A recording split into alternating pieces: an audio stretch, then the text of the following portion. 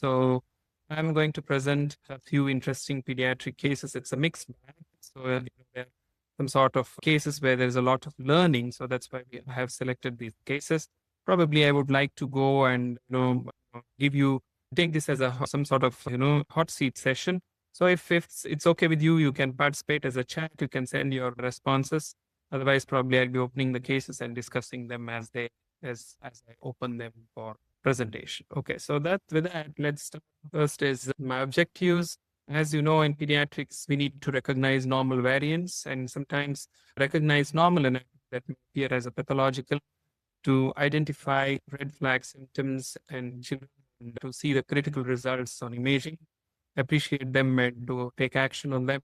If possible, to make some specific radiographic diagnosis with plain X-ray, to understand the limitations of plain X-rays also, and to recognize some unusual causes of acute abdominal and bowel obstruction.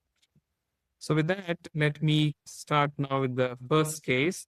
You guys can just send your messages or you can just type in your answers as I open the case. So it's the first case is a 2-year-old child with a breathing difficulty.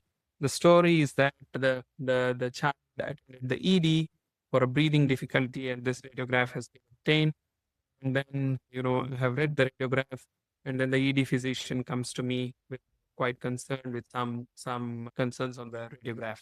So I'll read the radiograph. I do not know if somebody has made already some remarks on the chat. So let's see. Okay. So with that, I'll open the discussion now. I'll read this radiograph. So I can see the trachea. I can see the tracheal bifurcation. I hope my arrow is seen. Maria, just tell me if it is so, please. Yes, Dr. Jesus. Yeah, okay, that's good. So you can see the tracheal division into right and left bronchi. You can see bilateral lungs symmetrically inverted. There's no consolidation. The cardiothoracic sellout is quite normal for the age. And then there's no pleural effusion or features suggestive of pneumothorax. Abdomen seems to be fine. And you do have the thoracic cage is also fine. So I read this X-ray as normal. And then the ED physician comes to me quite concerned, asking me for this shadow, which you can see here, and says the patient is really in respiratory distress and a lot of drooling is there. Is there any foreign body that the esophagus? So what are your thoughts? That I'll open this X-ray and these are my choices. So it's pneumonia, it's foreign body aspiration, rounded foreign body in the esophagus, or probably there's nothing concerning. So these are the 4 choices that we have. And let me see if there is any answers from participants. Okay, somebody can respond. That's fine. Otherwise, we'll go ahead and. It says C. They put C into the chat. Yeah, I can't see the chat then greatly. So, okay, no problem. So, Maria, you can help me. So, somebody said a rounded foreign body in the esophagus. Yes, okay. So, that was the physician's concern as well. So, so the first thing is we need to know what are the normal things, age-appropriate normal things in children. This, if you see, it is actually located in the midline. It's almost that of the size, the density of those of the bones. And then, if you see that it is slightly rotated to the right side, where the patient is also rotated to the right.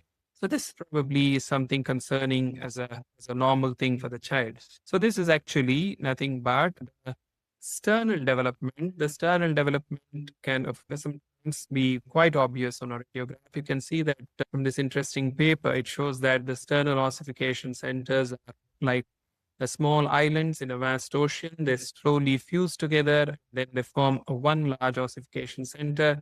So this can project onto the X-ray and that can look really pathological or sometimes abnormal as if there is a foreign body. So that was actually a sternal ossification center of the manubrium sterni, which was actually superimposed on cardiothoracic sellout. So if you see this, there is also another interesting paper. If you see this in a child, it is not for CT from this child, but this is from the paper. This picture is from the paper. So you'll see that this one is actually a manubrium sterni seen between 2 sternal heads, which typically appears like this, and this can be seen on the chest. So this is the first case. It's just the beginning.